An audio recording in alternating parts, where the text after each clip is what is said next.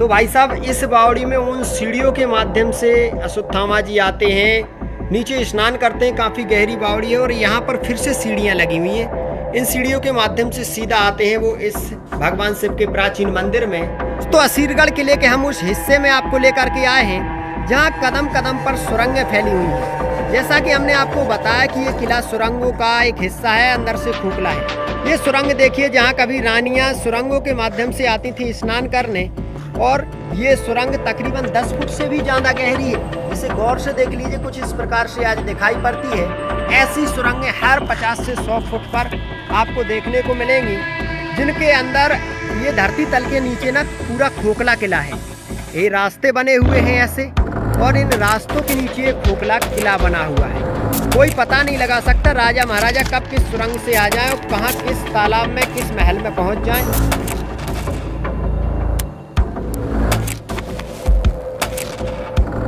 नमस्कार दोस्तों, स्वागत है आपका डीएस राधे सफर के एक और ऐतिहासिक सफर में।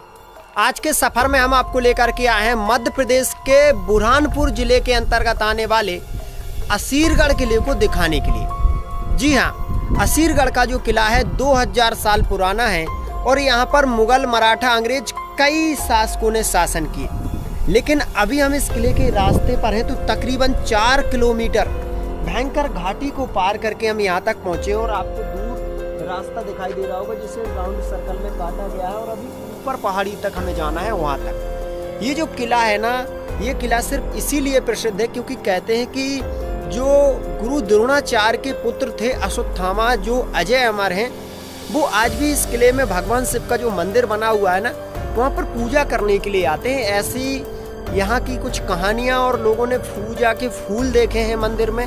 सुबह सुबह प्रातः 5 बजे भी अगर कोई आता है तो पूजा हो चुकी होती है, जबकि किले पर आने के लिए आपको 4 किलोमीटर से भी अधिक चढ़ाई चढ़नी होगी। तो ये किला जो है ना, कहानियों के लिए जाना जाता है, इतिहास के लिए जाना जाता है, और भगवान शिव के मंदिर के लिए, अश्वत्थामा के लिए। ये जो किला है बेहद प्राचीन है। आज इस किले की एक एक सच्चाई आपको बताने वाले हैं। चलिए इस किले को थोड़ा बारीक तरीके से हम देखते हैं। अभी सर्वप्रथम हम आपको दिखाएं तो इस प्रकार का कुछ रास्ता है, और ये ऊपर पहाड़ी पर हमें जाना है। रास्ते को पार करते हुए हम चले जा रहे हैं आगे बढ़ते हुए। और भाई चारों तरफ अगर नीचे वगैरह देखोगे ना, तो हर तरफ घाटियाँ लगी हुई हैं, बहुत गहरी गहरी, और कुछ इस प्रकार से रास्ता लगा हुआ है। रास्ते में कोई नहीं है, एकदम सुनसान है, और ऐसी चट्टानें लगी हुई हैं, और ये बैरिकेड लगे हुए क्योंकि बहुत पहाड़ी पर नीचे है। अभी हम आपको दिखाएं यहाँ से, तो वो नीचे सड़क दिख रही है ना, वहाँ पर उसको राउंड सर्कल में ऐसा घूमते हुए हम यहाँ पर आए हैं, और अब यहाँ से घूमते हुए हम और ऊपर जा रहे हैं। मतलब तकरीबन 4 से 5 किलोमीटर तो एक तरफ से आपको चढ़ाई करनी होगी किले के ऊपर जाने के लिए, फिर आगे कुछ आपको देखने को मिलेगा। तो भाई इतिहास की गाथाएं अपने अंदर समेटे हुए ये जो किला है ना, इस किले को आज देखने के लिए सचमुच बहुत चढ़ाई करनी पड़ी, मेहनत करनी पड़ी। और भाई आप लोगों को बता दें, बार बार आप लोगों का ये कमेंट आता था कि भाई तुम एड्रेस नहीं बताते हो कि किस जगह पर है, कहाँ है, क्या है। तो अब से हर एक वीडियो में मैं आपको एड्रेस बताऊंगा कि कहाँ पर हैं हम और किस लोकेशन पर हैं, क्या इतिहास है, सारा कुछ। तो आज हम महाराष्ट्र बॉर्डर के नज़दीक, यानी बुरहानपुर एक ज़िला पड़ता है मध्य प्रदेश का।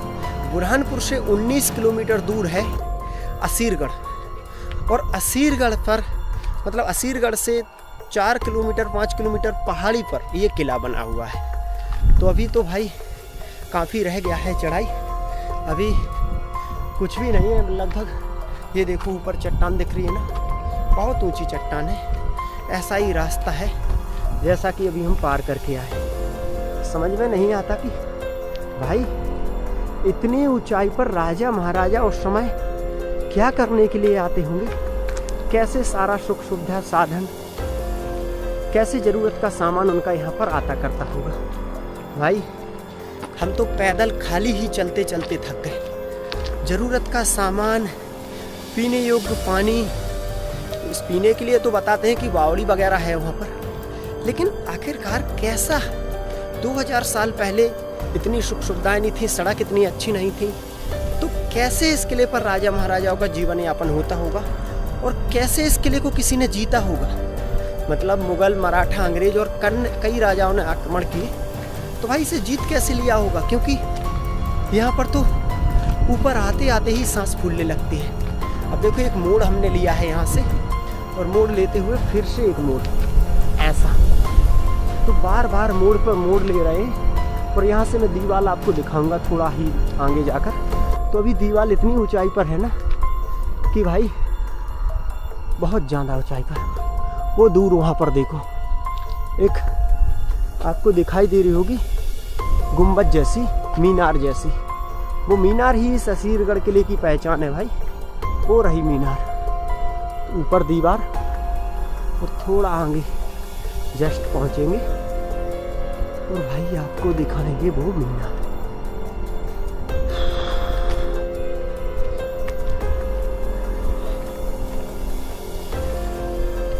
वो रही भाई दूर मीनार।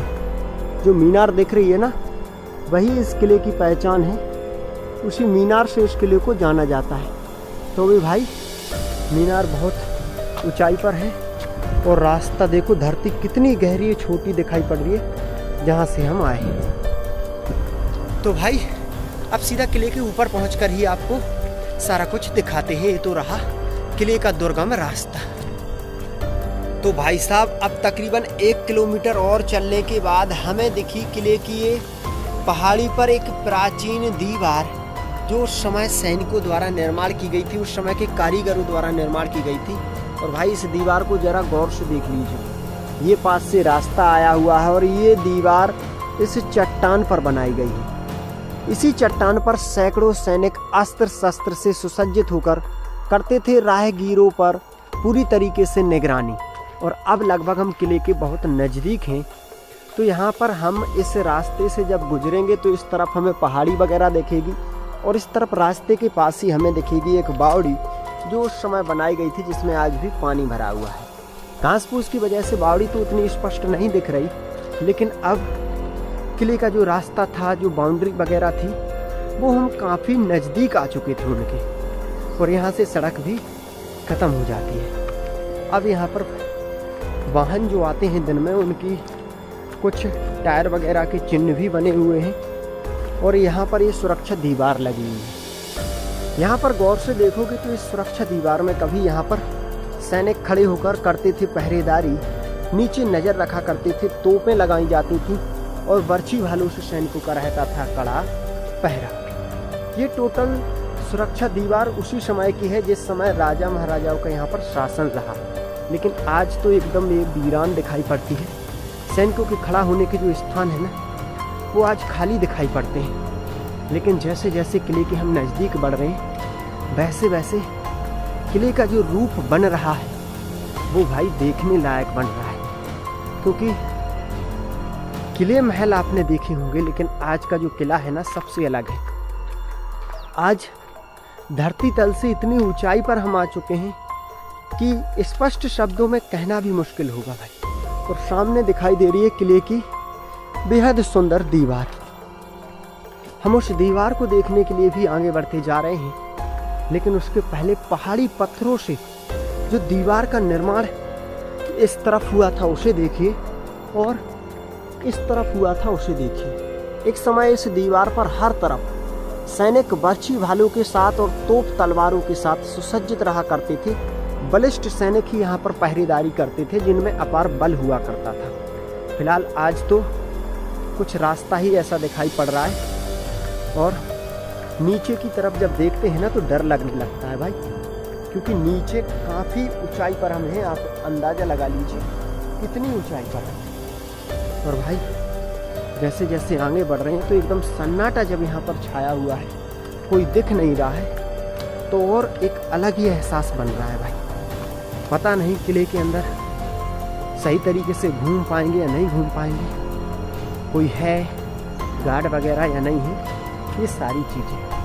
और भाई यहाँ पर बोर्ड भी लगाए गए हैं, भूस्खलन वगैरह होते रहते हैं, वो भी दर्शाया गया है। और ये सैनिकों के पहरा घर हुआ करते थे, मतलब सैनिक 10 से 12 सैनिक एक साथ बैठकर यहाँ पर टुकड़ी रहती थी, सुरक्षा टुकड़ी।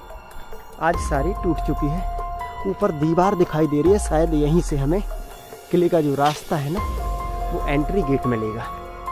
तो भाई बढ़ते ही चले जा रहे हैं और जैसे जैसे किले के नज़दीक पहुंच रहे एक अलग सी फीलिंग आ रही है, क्योंकि बहुत ज़्यादा ऊंचाई पर है और कोई दिख नहीं रहा है। इस वजह से एक डर भी बनता है भाई, क्योंकि पहली बार इतनी डरावने किले पर जिसमें अश्वत्थामा आने की बात कही गई है, कई प्रकार की बातें कही गई हैं और भाई गाड़ी वगैरह तो काफ़ी रखी हुई है। यहाँ पर आने पर पता चला भाई हैं लोग बाग हैं यहाँ पर हमें दिखे लोग बाग ये रहे और अभी हम किले के दरवाजे पर ही। तो दोस्तों अभी हम असीरगढ़ किले के बिल्कुल मेन गेट के द्वार पर आ चुके हैं और यहाँ पर इस प्रकार से कुछ एरिया वगैरह दिखता है और पीछे लगी हुई इस किले की प्राचीन दीवारें, छुपा हुआ दरवाजा। यहाँ से जब हम आए तो हम तो 4 से 5 किलोमीटर चढ़ाई चढ़कर आए थे, लेकिन यहाँ आने पर हमें पता चला कि एक और दरवाजा इसका है जो थोड़ा जल्दी यहाँ पर पहुँचा देता है। राजा महाराजा अपने मुश्किल समय के लिए किले में कई गेट बनवाते थे। तो चलिए इस किले को गेट को भी देख लेते हैं और उसके बाद किले के ऊपर चलते हैं और सबसे पहले चलेंगे उस हिस्से पर जहाँ पर अश्वत्थामा के आने की बात कही गई है। तो यहाँ पर थोड़ा गौर से देख लीजिए, यहाँ से अभी हम आए हैं, यहाँ पर लगा हुआ है छुपा हुआ गेट और ये इसकी कुछ सुरक्षा दीवारें। यहाँ पर दिखा हमें दूसरा गेट, तो दूसरा गेट भी थोड़ा यहाँ पर बारीकी से देख लीजिए आप। दूसरा जो गेट है ना वो थोड़ा बेहतर तरीके से यहाँ पर दिखाई पड़ता है। एक समय 2 से 3 मंजिला हुआ करता होगा और यहाँ पर सुरक्षा जो कर्मी हुआ करते होंगे वो ऊपर भी बैठे रहा करते होंगे, नीचे भी बैठे रहा करते होंगे। यहाँ पर एक समय लकड़ी और लोहे से निर्मित गेट रहा करता होगा और इन चौकियों पर सैनिकों का कड़ा पहरा हुआ करता होगा। आज यहाँ पर उस समय की बैठक दिखाई पड़ रही है, ऊपर छत वगैरह भी दिखाई पड़ रहे हैं जो लकड़ी से डाले जाते थे उस समय, और यहाँ पर रहता था गेट। अगर गेट से हम थोड़ा बाहर निकलेंगे तो भाई ये सतपुड़ा का जो पर्वत है ना उसकी घाटियाँ हमें दिखेंगी और ये दूसरा रास्ता जिससे हम नहीं आए थे। तो यहाँ पर ये घाटियाँ वगैरह दिख रही हैं। ये असीरगढ़ गांव दिख रहा है, यानी जो छोटा सा शहर है, और ये रहा है इसका दूसरा दरवाजा। तो भाई हमें तो काफ़ी चलना पड़ा तब जाकर हम यहाँ पर आ पाए और अब हमें ये दूसरा रास्ता दिखा है। अब यहाँ से हम आपको सीधे ले चल रहे हैं इस किले के मुख्य दरवाजे के पास। वो दरवाजा जहाँ से जो अभी आपको नज़र नहीं आ रहा होगा, क्योंकि छुपा हुआ दरवाजा है, दूर से नज़र नहीं आता, पास पहुँचोगे तभी नज़र आएगा। कुछ इस प्रकार की दुर्लभ पहाड़ियों पर ये किला बनाया गया था। भाई ये उस समय ये पत्थर इसलिए बिछाए गए थे, पहाड़ी पत्थर, ताकि राजा महाराजाओं के जो घोड़े हाथी थे ना वो स्लिप ना हो, क्योंकि घोड़े हाथियों से ही राजा महाराजाओं का अपने किलों में आना जाना होता था। अब यहाँ से हम इस किले की सीढ़ियों के पास पहुँच चुके हैं और ऊपर से सैनिकों का कड़ा एक समय पहरा हुआ करता था। यहाँ पर इस प्रकार से राउंड सर्कल में घूमते हुए ये सीढ़ियाँ ले जाएंगी हमें उस रहस्यमय दरवाजे के पास जो छुपा हुआ है। और भाई बढ़ते चले जा रहे हैं और थोड़ा थोड़ा दरवाजे का जो रूप है ना वो अब हमें यहाँ से दिखाई देने लगा है। ये देखिए, ये रहा इस किले का छुपा हुआ दरवाजा, यानी जो दूर से नजर नहीं आता। एक समय लकड़ी का और लोहे का निर्मित गेट था, आज फिलहाल लोहे का लगा हुआ है और कुछ चिन्ह भी बने हुए हैं राजा महाराजाओं के समय के। और भाई गेट से एंट्री लेते ही हमें एक और मोड़ दिखेगा जो कुछ इस प्रकार से है, और थोड़ा सा ही मोड़ लेने के बाद फिर से एक मोड़, यानी बार बार मोड़। और अब है इसका वो दरवाजा जो राजा महाराजाओं के समय से यहाँ पर लगा हुआ है, यहाँ पर इसे सुरक्षा प्रदान कर रहा है। तो भाई इस गेट को थोड़ा बारीकी से देख लीजिए। ये जो गेट है ना लकड़ी और लोहे से निर्मित है। एक समय इसमें जो नुकीले तीर लगाए गए थे जो दुश्मन शत्रु के घोड़े हाथी को वापस लौटा देते थे। छोटा गेट सैनिकों के लिए खुलता था, पूरा गेट राजा महाराजाओं के लिए। और ऊपर का जो छत है ना वो कुछ इस प्रकार से है, आज देख लीजिए। यहाँ पर सैनिक बैठे रहते थे और यहाँ पर। तो अभी हमने इस गेट को पार किया जो आज वर्षों से यहाँ पर लगा हुआ है। गेट को पार करने के बाद कुछ इस प्रकार से हमें दृश्य दिखता है और इसे पार करते हुए हम और ऊपर चलते जा रहे हैं, क्योंकि ये जो किला है ना कुछ अलग ही हिसाब में घुमावदार रास्ते इसके हमें देखने को मिल रहे हैं। और भाई बढ़ते जा रहे हैं हम इस किले के ऊपर। तो अभी हम यहाँ पर पहुँचे हैं दोस्तों। ये टोटल जो दीवार देख रहे हो और ये तकरीबन 500 साल पुराना जो दरवाजा देख रहे हो और ये पूरा रास्ता देख रहे हो, रास्ता पहुंचाएगा आपको जामा मस्जिद में। और यहाँ पर पड़ता था ये बाजार। जी हाँ, असीरगढ़ किले का ये 500 साल पुराना बाजार देख लीजिए आज किस प्रकार से दिखाई पड़ता है। लोहे और लकड़ी से निर्मित गेट दिखाई पड़ रहे हैं और उसके साथ साथ दूसरा गेट भी ऐसा ही दिखाई पड़ रहा है। अगर इस बाजार के अंदर जाएंगे तो आज घास फूस ही घास फूस हमें दिखाई पड़ता है। घास फूस के अलावा कुछ भी यहाँ पर साफ साफ दिखाई नहीं पड़ता है। इस पूरे हिस्से को देखने के बाद हम थोड़ा इसके ऊपर आपको ले चलेंगे और ऊपर से कराएंगे इस प्राचीन बाजार का दीदार, जहाँ कभी रानियाँ भी अपनी ज़रूरत के श्रृंगार और सामान को खरीदने के लिए आया करती थी। हर तरफ सुरंगें वगैरह बनी हुई हैं रानियों के आने के लिए। और भाई यहाँ से जाओगे आप इस बाजार के ऊपर, उस समय सैनिक दरवाजे के ऊपर खड़े होकर बाजार में होने वाली प्रतिक्रिया पर नज़र रखते थे। तो ऊपर से जो बाजार है ना, कुछ इस प्रकार से भाई आपको दिखाई पड़ता है आज तकरीबन 500 साल बाद। चलिए अब जामा मस्जिद की तरफ आपको हम ले चल रहे हैं दोस्तों। अभी हम असीरगढ़ किले की जामा मस्जिद के बिल्कुल नज़दीक आ चुके हैं और जामा मस्जिद आपको दिखा रहे हैं। इस प्रकार से रास्ता आया हुआ है और जैसे ही आप अंदर जाओगे तो कुछ अलग ही इसका जो निर्माण है वो आपको देखने को मिलेगा। सामने आपको राजा महाराजाओं के समय उनके जो वाहन हुआ करते थे, घोड़े हाथी वगैरह, वो रखने के स्थान, बांधने के स्थान दिखाई पड़ रहे हैं। और इस तरफ से ये मोड़ लेते हुए आप जामा मस्जिद के अंदर पहुंच पाओगे। अंदर जाने से पहले थोड़ा इस हिस्से को मैं आपको दिखा दूं, जहां पर राजा महाराजाओं के टाइम में उनके घोड़े हाथी बांधे जाया करते थे। असीरगढ़ किले की ये तकरीबन 500 साल पुराना वो स्थान है। तो ये टोटल घोड़े हाथी बांधने के लिए बनाया गया था। उसी समय का ये बरगद का वृक्ष भी लगा हुआ है और यहाँ से जामा मस्जिद का दरवाज़ा दिखाई पड़ रहा है। भाई जामा मस्जिद के अब हम आपको अंदर ले चल रहे हैं और दिखाएंगे जामा मस्जिद का पूरा एकदम से वो दृश्य जिसे देखकर आपका एकदम से मन खुश हो जाएगा। उस समय के निर्माण में आप खो जाओगे। कहते हैं कि पुराने निर्माण जितने देखो उतने ही खूबसूरत होते जाते हैं। तो भाई ये दरवाज़ा देख लीजिए, तकरीबन 500 साल पुराना है। 3 मेहराब वाले दरवाजे, सैनिकों का पहरा हुआ करता होगा यहाँ पर और गेट भी लगे रहा करते होंगे। आज फिलहाल इस प्रकार से दिखाई पड़ते हैं। हम सबसे इस तरफ वाले गेट से इसके अंदर एंट्री करेंगे और यहाँ से एंट्री होने के बाद आप यहाँ पर देख लीजिए तो कुछ इस प्रकार से छोटे छोटे कक्ष वगैरह दिखाई पड़ रहे हैं।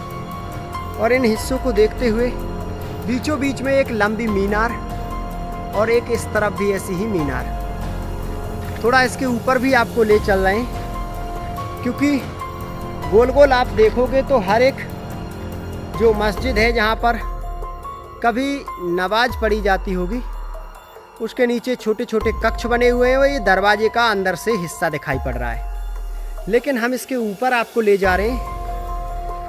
मस्जिद का मतलब उस समय ये इबादत ही हुआ करती होगी यहाँ पर। यहाँ पर जूता चप्पल निकाल लेते हैं क्योंकि भगवान को याद किया जाता है जहाँ पर। और अभी यहाँ पर जब हम आ चुके हैं तो इस प्रकार से दिखाई पड़ती है। भाई यहाँ से एक चीज़ मैं आपको नोटिस करा दूं, ये जो ऊपर है ना, इसमें मोटी मोटी सांकलें लगाई गई थी। किस लिए लगाई गई थी पता नहीं, लेकिन मोटी मोटी सांकलें लगी हुई हैं इन मीनारों में। और भाई यहाँ से था इसका एंट्री गेट, ऊपर तक जाने का रास्ता। आज फिलहाल में रास्ता तो बंद है, वरना ऊपर तक आपको हर एक हिस्से तक दिखा लाते कि क्या कुछ कहाँ पर बना हुआ था। लेकिन अंदर की बनावट आप देख लीजिए, एकदम ठंडक यहाँ पर है।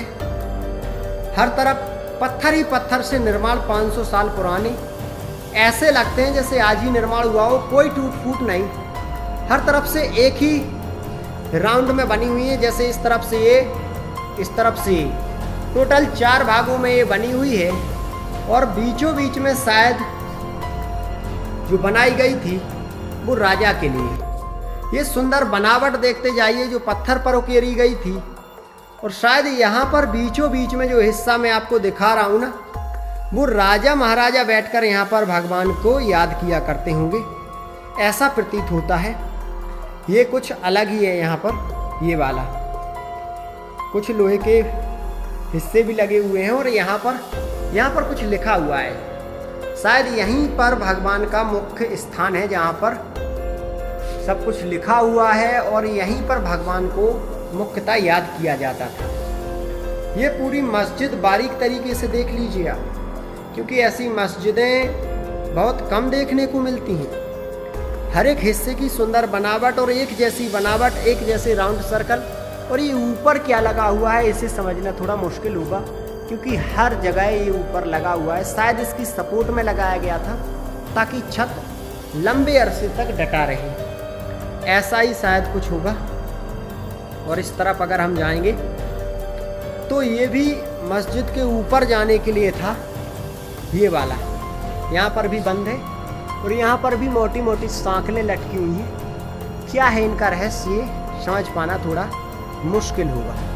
तो भाई ये रही पूरी जामा मस्जिद और उसकी सुंदरता, उसकी बनावट देख लीजिए बारीकी से, क्योंकि इसे देखने के लिए ही काफ़ी समय तक हमें पैदल चलना पड़ा, तब जाकर के हम इसे देख सके। दोस्तों, जब हम असीरगढ़ किले को घूम रहे थे तो जगह जगह हमें ऐसे टैंक दिखे, और जब हमने इस टैंक के अंदर झांक कर देखा तो देख करके दिमाग घूम गया। तकरीबन 10 फुट गहराई तक ये बना हुआ है और ये थी गुप्त सुरंगें, जिनमें राजा महाराजाओं को, सैनिकों को, या अगर किसी को भी कोई मुश्किल पड़ती थी ना, तो ऐसे पॉइंट बनाए गए थे। सुरंग ओपन थी यहाँ पर, तो इन सुरंगों के माध्यम से वो सीधे महलों में पहुँच जाया करते थे। ऐसे आपको हर 50 से 100 मीटर पर सुरंगें देखने को मिलेंगी इस असीरगढ़ किले में। सामने वो मस्जिद है जिसे अभी हम देख कर आए हैं, और अब हम जा रहे हैं भगवान शिव के उस प्राचीन मंदिर को देखने के लिए, जहाँ पर अश्वत्थामा आज भी पूजा करने के लिए आते हैं। और इस तरफ यहाँ पर लगा करता था उस समय का बाजार। भाई किला काफ़ी बड़ा है, लेकिन यहाँ की जो परेशानी रही मैंने आपको बताई, जिसकी वजह से हम इस किले को उतना बारीक तरीके से देख ही नहीं पा रहे। सिर्फ धुंधला धुंधला देखते हुए हम इन किले के हर एक हिस्से को देखने की कोशिश कर रहे हैं। बढ़ते जा रहे हैं अब हम इस तरफ, और दिखाएंगे आपको सैकड़ों वर्ष पुराना असीरगढ़ किले का वो प्राचीन शिव मंदिर, जहाँ पर अश्वत्थामा आज भी पूजा करने के लिए आते हैं। दोस्तों, असीरगढ़ किले के हम उस हिस्से में आपको लेकर के आए हैं जहाँ कदम कदम पर सुरंगें फैली हुई हैं। जैसा कि हमने आपको बताया कि ये किला सुरंगों का एक हिस्सा है, अंदर से खोखला है। ये सुरंग देखिए जहाँ कभी रानियाँ सुरंगों के माध्यम से आती थी स्नान करने, और ये सुरंग तकरीबन 10 फुट से भी ज़्यादा गहरी है, जिसे गौर से देख लीजिए कुछ इस प्रकार से आज दिखाई पड़ती है। ऐसी सुरंगें हर 50 से 100 फुट पर आपको देखने को मिलेंगी, जिनके अंदर ये धरती तल के नीचे ना पूरा खोखला किला है। ये रास्ते बने हुए हैं ऐसे, और इन रास्तों के नीचे एक खोखला किला बना हुआ है। कोई पता नहीं लगा सकता राजा महाराजा कब किस सुरंग से आ जाएं और कहाँ किस तालाब में, किस महल में पहुँच जाएं। ये सुरंगें ही उस समय की इस किले की रहस्यता को दर्शा देती हैं। और इसके पास में लगा हुआ है एक ऐसा तालाब जो मामा भांजे तालाब के पास में ही दूसरा है। तो इसके बाद दिखेगा मामा भांजा तालाब और ये तालाब। टोटल ऐसे 3 तालाब आपको असीरगढ़ किले में देखने को मिलेंगे, जो पानी से लबालब भरे रहते हैं, जिनमें कभी पानी की कमी नहीं आती है। भाई दोस्तों, सामने जो दूसरा तालाब आपको दिखाई पड़ रहा है, ये है मामा भांजा तालाब, और इसके सामने बनी हुई है जामा मस्जिद। दोस्तों, ये जो मामा भांजा तालाब है, कहते हैं कि ये मामा भांजा तालाब इसलिए इसका नाम पड़ गया क्योंकि मामा और भांजा दोनों यहाँ पर स्नान करने आए थे, तो भांजा डूब गया और मामा ने उसको बचा ना सके, इसीलिए इस तालाब का नाम पड़ गया मामा भांजा तालाब। जामा मस्जिद के सामने चट्टानों का सीना चीरकर बना हुआ ये तालाब कभी भी पानी से खाली नहीं हुआ। इतना पानी इसमें भरा हुआ है कि किले में कभी पानी की कमी नहीं आई। इतनी दुर्गम पहाड़ी पर भी ये लबालब भरा रहता है। ऐसे 3 तालाब लगातार यहाँ पर देखने को मिलेंगे। दोस्तों ये इमारतें बारीकी से देख लीजिए, ये राजा महाराजाओं के यानी असीरगढ़ में जितने भी राजा महाराजा हुए उनके शासन काल में अस्तबल थे घोड़े हाथी बांधने के लिए। सामने भी है तकरीबन 200 प्लस कक्ष और रानी का महल यहाँ पर हमें मिला है, जिसके दरवाजे बड़े बड़े ऊंचे ऊंचे बनाए गए। हजारों घोड़े हाथी यहाँ पर एक समय बांधे जाया करते थे। आज कुछ इस प्रकार से घास फूस में हमें सारे हिस्से दिखाई पड़ रहे हैं जो बेहद रहस्यमयी हैं और बेहद सुंदर प्रतीत हो रहे हैं, दिखाई पड़ रहे हैं। भाई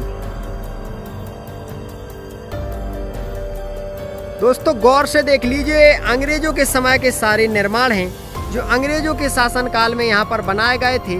अंग्रेजों ने यहाँ पर अपने अपने बड़े बड़े अधिकारियों उच्च अधिकारियों को बैठा रखा था और भारतीय लोगों पर वो शासन करते थे और उनको प्रताड़ित करते थे, उल्टा सीधा लगान वसूल करते थे।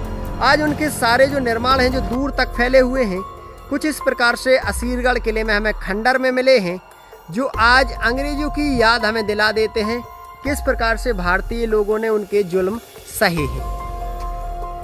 दोस्तों असीरगढ़ किले में सबसे खास बात यह है कि इतनी ऊंची पहाड़ी पर भी आपको ऐसे बड़े बड़े 3 तालाब मिलेंगे जिनमें पानी की कभी कमी नहीं आती है। और इस प्रकार से रास्ते और इस प्रकार से अंग्रेजों के टाइम की टूटी फूटी इमारतें भी आपको देखने को मिलेंगी जो आज एकदम से धराशायी होकर के जमीन पर पड़ी हुई हैं। हर तरफ ऐसा ही आपको मंजर दिखाई देगा। हर तरफ सैनिकों के वो पहरा घर जो आज पूरी तरीके से खंडर में तब्दील हो चुके हैं आपको दिखाई पड़ेंगे एकदम सुनसान से। और इतनी बड़ी जंगल में एक तो ये फैला हुआ है कि इसको पूरा घूम पाना आसान नहीं होगा। एक तो बहुत ज़्यादा जंगल है, सतपुड़ा का पर्वत जिसे बोलते हैं ना, उस पर ये किला बना हुआ है। इतना दुर्लभ कि कहते हैं 66 एकड़ में ये फैला हुआ है। और ये तालाबों का दुर्गम नज़ारा देख लीजिए भाई, हर एक तालाब और सुरंग आपको बारीकी से दिखा रहा हूँ मैं। दोस्तों तकरीबन 2 किलोमीटर लगातार पैदल चलने के बाद अब हम उस हिस्से के बिल्कुल नज़दीक आ चुके हैं जहाँ पर भगवान शिव का वो प्राचीन मंदिर है जहाँ पर अश्वत्थामा आज भी पूजा करने के लिए आते हैं। और इतनी ज़्यादा पैदल चलना पड़ा इस मंदिर के पास आने के लिए, बहुत ज़्यादा। हर तरफ बावड़ी दिखी, 3 बड़े बड़े तालाब और मंदिर थोड़ा गहराई में बनाया गया था। ऐसे जैसा कि मैंने आपको ये बता रहा हूँ कि ये किला सुरंगों का हिस्सा है और ये किला एकदम से खोखला है, धरती तल के नीचे खोखला बना हुआ है। अंदर बहुत सारी सुरंगें यहाँ पर कदम कदम पर फूटी पड़ी हैं और मंदिर हमें सामने दिखाई दे रहा है। ये रहा वो मंदिर जहाँ पर आज भी अश्वत्थामा भगवान शिव की पूजा करने के लिए आते हैं। और कुछ इस प्रकार से ये हिस्सा और बिल्कुल लास्ट बुर्ज के पास बनाया गया था ये शिव मंदिर। इस महादेव मंदिर को थोड़ा पहले ऊपर से देख लीजिए, कितनी गहराई में बनाया गया है। ये देखिए, इतनी ज़्यादा गहराई में बनाया गया कि एक समय ये रास्ता था, यहाँ से गहरी गहरी बावड़ियाँ थी नीचे और फिर ऊपर जा कर के ये शिव मंदिर और वहाँ पर सैनिकों का कड़ा हर तरफ पहरा। आज ये रास्ता तो फिलहाल में बंद है। दूसरे रास्ते से हम आपको इस मंदिर के पास जब ले चल रहे हैं तो इन बावड़ियों को ज़रा गौर से देख लीजिए, जिनकी गहराई का पता लगा पाना मुश्किल ही नहीं नामुमकिन है। बहुत गहरी हैं ये बावड़ियाँ, हर तरफ गहराई में उलझा कर रख देती हैं। और भाई शायद मंदिर के लिए रास्ता यहाँ से नहीं दूसरी तरफ से गया है और ये रहा मंदिर का बोर्ड। तो भाई चल रहे हैं मंदिर के पास। प्राचीन मंदिर की बनावट भी देख लीजिए, इस प्रकार से है मंदिर की कुछ बनावट।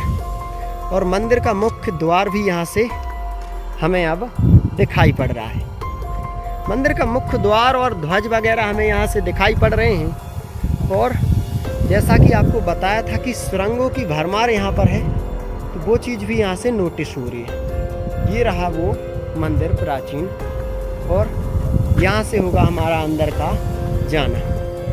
तो भाई साहब इस बावड़ी में उन सीढ़ियों के माध्यम से अश्वत्थामा जी आते हैं, नीचे स्नान करते हैं। काफ़ी गहरी बावड़ी है और यहाँ पर फिर से सीढ़ियाँ लगी हुई हैं। इन सीढ़ियों के माध्यम से सीधा आते हैं वो इस भगवान शिव के प्राचीन मंदिर में। यहाँ पर जल अर्पित करते हैं और पुष्प चढ़ाते हैं। उस समय की घंटियाँ भी लगी हुई हैं, तो यहाँ से ही आप दर्शन कर सकते हो। आज भी अश्वत्थामा जी यहाँ पर पूजा करने के बाद ब्रह्म मुहूर्त में ही यहाँ से निकल गए ये है वो प्राचीन मंदिर जहाँ 5000 साल से तकरीबन इस बावड़ी में स्नान करने के बाद अश्वत्थामा जी जो आज अमरता का वरदान प्राप्त किए हैं, वो स्नान करने के बाद आते हैं जल अर्पित करने और पूजा करने। तो दोस्तों आज हमने आपको दिखाया ये वर्षों पुराना यानी कई सौ वर्षों पुराना असीरगढ़ का किला और उसकी रहस्यमय स्थान। आपको ये वीडियो कैसा लगा कमेंट में ज़रूर बताएं।